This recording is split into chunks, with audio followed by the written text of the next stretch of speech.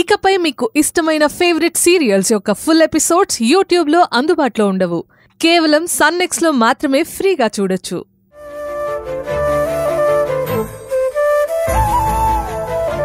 మనం అనుకున్నంత మాత్రాన అన్నీ జరిగిపోతాయా?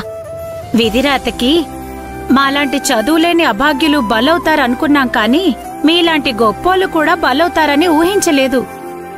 నేనేమీ గొప్పదాన్ని కాదు, మీలాగే మీలో ఒకరిని. చాలా గొప్పింటి వాళ్ళలా ఉన్నారు. మీరు మర్డర్ చేయడమేంటి? అది అబద్ధం కదా. ఎందుకో మీరు చెయ్యని నేరం మీ మీద వేసుకుని ఇక్కడికొచ్చారేమో అనిపిస్తుంది. మిమ్మల్ని చూస్తుంటే మీరు మా సొంత మనిషిలా అనిపిస్తుంది. అందుకే అడుగుతున్నాను. మీకు చెప్పాలనిపిస్తేనే చెప్పండి. మనమందరం కూడా మనకన్నా మనం ప్రేమించిన వారు బావుండాలని కోరుకుంటాం. వాళ్ళ కోసం ఏం త్యాగం చేయటానికైనా వెనకాడం.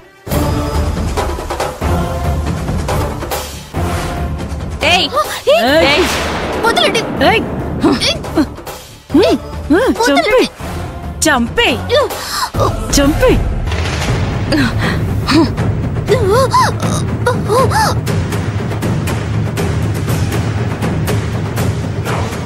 చంపే చంపే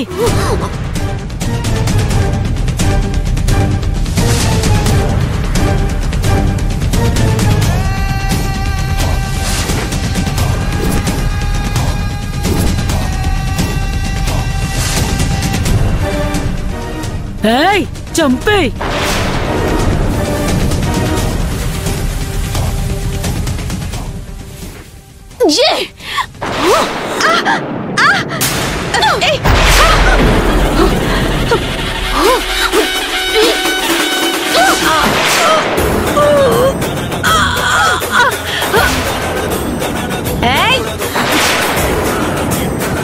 అబ్బా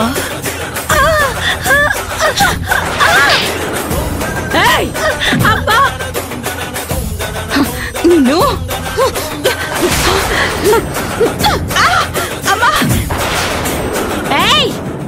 నిన్ను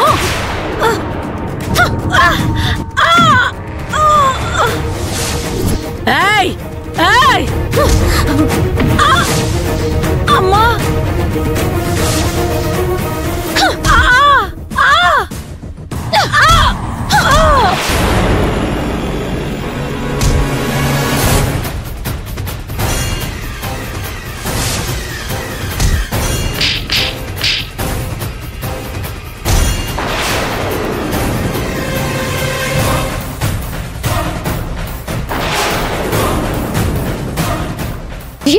మంచి వాళ్ళలా నమ్మించి అమ్మా అమ్మా నన్ను చంపేయాలని చూస్తారా? అసలు ఎవరు మిమ్మల్ని ఎవరు పంపించారు? చెప్పు చెప్పు చెప్పు చెప్పు. ఎక్కడికి వెళ్తున్నావు? చెప్పు, మిమ్మల్ని ఎవరు పంపించారు? మీకు దండం పెడతాను. మీ గురించి తెలియక మీతో పెట్టుకున్నాం. ఇంకెప్పుడు మీ జోలికి రాం. దయచేసి మమ్మల్ని వదిలేయండి. లేదు, మీరు తెలియక పెట్టుకోలేదే, తెలుసుకొని వచ్చే నాతో పెట్టుకున్నారు. నేను మామూలుగా ఎవ్వరి జోలికి వెళ్ళను. నా జోలికి ఎవ్వరు వచ్చినా వదిలిపెట్టను. మర్యాదగా నిజం చెప్పు, మిమ్మల్ని ఎవరు పంపించారు? చెప్పు చెప్పు.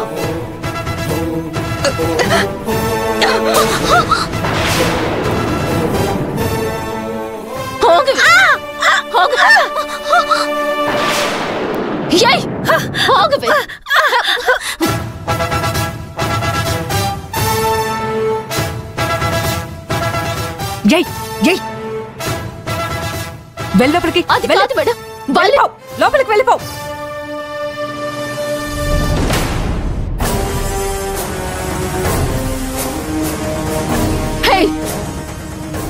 మీరు ఎవ్వరైనా సరే నేను మిమ్మల్ని వదిలిపెట్టాను.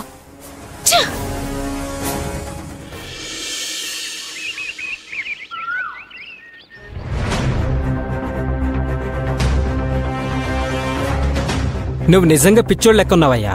మేడంకి మగోళ్ళంటే కోపం, అసహ్యం. లేడీ సెక్యూరిటీ దొరక్క నన్ను పనులు పెట్టుకుంది. లేకపోతే నన్ను కూడా ఎప్పుడో పనులోంచి పీకేసేది. నీకేమో చెప్తే అర్థం అవ్వదు. వెళ్ళవయ్యా స్వామి, నీకు దండం పెడతాను.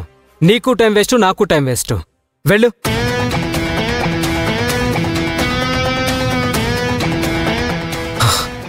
మేడం నేను ఇక్కడ మళ్ళీ చూసిందంటే నా మీద కూడా అరుస్తుందయ్యా.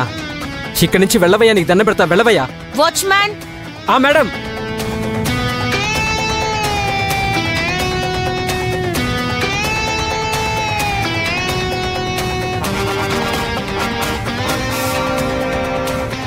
మేడం మేడం మేడం, నా భార్య అంటే నాకు ప్రాణం మేడం. తను నా కోసం చెయ్యని తప్పుకి జైలుకి వెళ్ళింది. తను ఏ తప్పు చేయలేదు మేడం. ఒక్కసారి తనతో మాట్లాడితే మీకే అర్థమవుతుంది. అటు తప్పుకో. మేడం దయచేసి ఒక్క హెల్ప్ చేయండి. జీవితాంతం మీకు రుణపడి ఉంటాను. Please madam. Madam. A watchman. Madam. ఇతన్ని ఇంకా పంపించలేదా? అమ్మతోడు మేడం, ఇతన్ని గేట్ దగ్గర కూడా రానివ్వలేదు. ఎన్నిసార్లు నెట్టేసినా కూడా నేను మేడంతో మాట్లాడే వరకు, మేడం నా భార్యకు బెయిలిపిస్తా అని చెప్పే వరకు ఇక్కడి నుంచి కదలను అని మనింటి ముందే రాత్రంతా నిద్రపోకుండా అక్కడే అలాగే నిల్చొని ఉన్నాడు మేడం.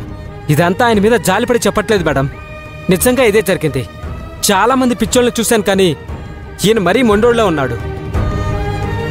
మేడం నా భార్య ఏ తప్పు చేయలేదు. నా కోసం కాదు, ఒక అమ్మాయికి అన్యాయం జరగకుండా కాపాడండి మేడం. Please madam. నువ్వు తలకిందులుగా తపస్సు చేసినా సరే నేను వినను. మర్యాదగా చెప్పినట్టు వింటే నీకే మంచిది. ఇక్కడి నుంచి వెళ్ళిపో. ఇంకెప్పుడు నా ఇంటి సరౌండింగ్స్ లో కనిపించొద్దు. అవుట్. మేడం మేడం ఏమయ్యా? మేడం రావయ్యా, నీకు చెప్తే అర్థం కదా. వెళ్ళు. మేడం వెళ్ళవయ్యా. మేడం మేడం మేడం మేడం వెళ్ళవయ్యా స్వామి, వెళ్ళు.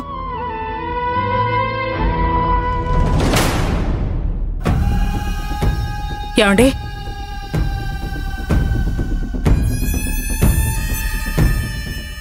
ఏమండి, మీరు నిన్న నైట్ సుందరాన్ని వెతకడానికి వెళ్లారు. నేనెప్పుడు వెళ్ళానే? అబ్బా అనుకోండి. ఓ ఓకే. సుందరాన్ని ఇంటికి రమ్మని ఎంతో బతిమలాడారు. ఏ వస్తే వస్తాడు, లేకపోతే లేదు. వాడిని నేనేంటి బ్రతిమాలేది? అబ్బా అనుకోండి. ఇప్పుడు మీ అక్కొచ్చి సుందరం గురించి అడుగుతుంది. సుందరాన్ని ఇంటికి రమ్మని నేను కాళ్ల వేళ్ల పట్టా కూడా రానన్నాడని చెప్పండి. ఓ అదా సంగతి. ఎలా రెచ్చిపోతానో చూడు. ఏమండి ఏమండి, మీ అక్కొస్తున్నారు. ఇంకేమైనా కావాలా? వాసుదేవ్, వాసుదేవ్, సుందరమూర్తిని తీసుకొస్తానని వెళ్ళావంట కదా, ఏమైంది? సుందరమూర్తి కనిపించలేదా? కనిపించాడక్క. ఒక రెస్టారెంట్లో ఎవరో లాయర్ అనుకుంటా, ఆయనతో కలిసి బిర్యానీ తింటూ కనిపించాడు. నువ్వు సుందరమూర్తి దగ్గరికి వెళ్ళావా? మాట్లాడావా? ఏమన్నాడు?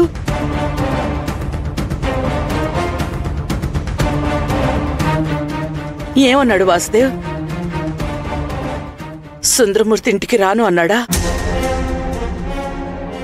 నిజం చెప్తే నువ్వు బాధపడతావని భయమేస్తుందక్కా. నువ్వు పిలిచిన ఇంటికి రాను అన్నాడా? పిలవడం కాదక్కా, నువ్విలా బాధపడుతుంటే చూడలేక నీకోసం ఏం చేసైనా సరే సుందరాన్ని ఇంటికి తీసుకురావాలని, ఇంటికి రమ్మని ఎంతో బతిమాలనక్క. అమ్మ నీకోసం బాధపడుతుంది, పచ్చి మంచినీళ్ళు కూడా తాగకుండా నీకోసం ఎదురు చూస్తుంది అంటే అల్లుడేమన్నాడో తెలుసా అక్క? ఏమన్నాడు? నేను సంపాదించిన డబ్బు ఖర్చు చేసే అర్హత లేదు అంది కదా, అర్హత లేనింటికి నేను రాను అని అన్నాడక్క. వస్తే గిస్తే నా భార్యను తీసుకొస్తానని తెగేసి చెప్పాడక్క.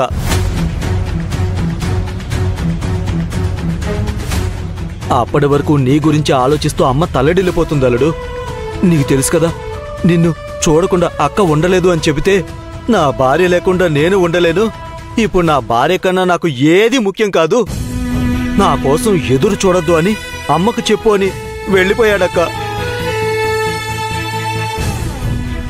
ఒక్కసారి అమ్మతో మాట్లాడి వెళ్ళలుడు, నీకోసం భోజనం కూడా చేయకుండా ఎదురు చూస్తుంది అని కాళ్ళు కూడా పట్టుకోబోతే చూసావు కదా మామయ్య, ఇప్పుడే ఫుల్లుగా బిర్యానీ తిన్నాను, ఇక నేను రాను, అనవసరంగా నా కోసం అమ్మని కడుపు మార్చుకోవద్దని చెప్పు అని ఎంత బతిమల్లా కూడా పట్టించుకోకుండా వెళ్ళిపోయాడక.